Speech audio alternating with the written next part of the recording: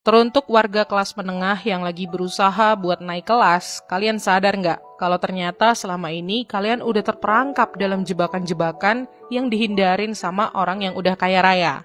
Ini yang aku sebut jebakan tuh maksudnya dalam konteks saat kalian berusaha ngumpulin uang supaya bisa kaya dan hidup berkecukupan alias financial freedom ya. Let's say masyarakat kita sekarang terbagi jadi dua kelompok nih, kelompok menengah dan kelompok kaya, yang mana keduanya sama-sama berupaya mencapai kekayaan. Yang kelompok menengah pengen jadi kaya dan gak pusing mikirin uang, yang kaya pengen mempertahankan sekaligus menambah kekayaannya. Tapi kedua kelompok ini pakai pendekatan alias jalur yang berbeda nih. Nah, disinilah perangkap atau jebakan itu muncul. Biasanya, kelompok kaya udah ngerti gimana cara supaya mereka nggak masuk dalam jebakan itu.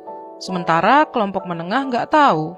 Di video ini kita bakal bahas 8 jebakan yang umum dialami kelas menengah tapi cenderung dihindarin oleh orang-orang kaya.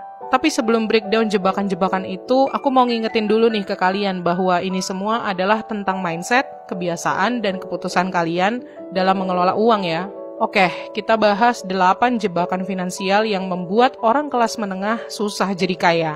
Pertama, menjalani hidup di luar batas kemampuan. Biasanya kalau kita habis dapat kenaikan gaji atau terima bonus dari pekerjaan, kan jadi kesempatan buat upgrade gaya hidup ya. Bisa beli baju baru, handphone baru.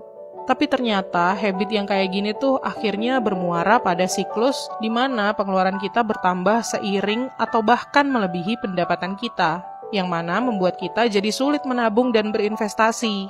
Nah, orang-orang kaya, terutama mereka yang sukses karena usahanya sendiri bukan karena keturunan ya, mereka tuh hidup sesuai dengan kemampuan mereka aja, sampai bisa membangun bisnis dan membangun kekayaan bersih mereka, dan bisa beli apapun yang mereka inginkan tanpa mikir 2 kali. Nah, orang-orang yang menggunakan seluruh pendapatannya untuk kegiatan konsumtif, gak akan pernah tuh punya modal untuk berkembang menjadi kaya.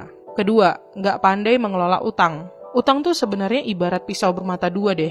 Di satu sisi, dia bisa jadi alat untuk memperkaya diri kalau dipakai secara strategis dan produktif. Kayak misalnya buat berinvestasi pada suatu bisnis yang menjanjikan atau investasi di real estate. Di sisi lain, kalau utang nggak dikelola dengan baik, jadinya nggak terkendali dan bikin kita rugi. Terutama kalau ada kewajiban bunga yang tinggi, kayak di kartu kredit, pay letter, pinjol, atau ketika kalian beli sesuatu yang dibayarnya secara cicilan, tapi sebenarnya harga barang itu mahal banget, nggak terjangkau bagi kalian. Kelompok kaya bisa ngebedain mana utang yang baik alias produktif tadi, dan mana utang yang buruk. Dan lebih pentingnya, orang kaya bisa mengelola keduanya secara efisien.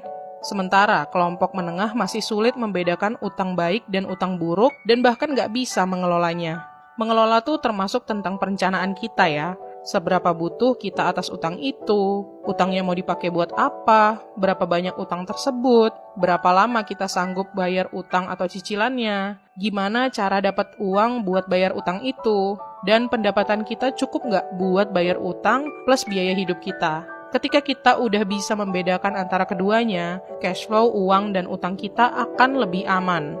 Ketiga, pemikiran jangka pendek. Zaman sekarang banyak orang yang FOMO dan tergiur sama iming-iming cepat dapat profit dari investasi kekinian. Misalnya kayak kripto, saham, NFT, dan semacamnya. Main langsung ikut aja tanpa benar-benar memahami seluk-beluk instrumen investasi itu. Dan seringkali nggak pakai due diligence atau uji tuntas untuk mencegah risiko yang bisa muncul jika sudah berinvestasi.